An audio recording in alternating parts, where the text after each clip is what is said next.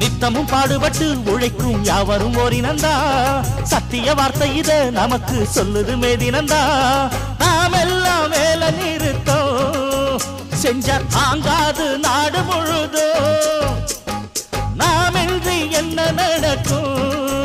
நம்ம கைதாண்டா ஓங்கி இருக்கும் அட அடிச்சாலும் குடிச்சாலும் அண்ணன் தம்பி நீயும் நானுண்டா உழைப்பாளி இல்லாத நாடுதான் எங்கும் இல்லேயா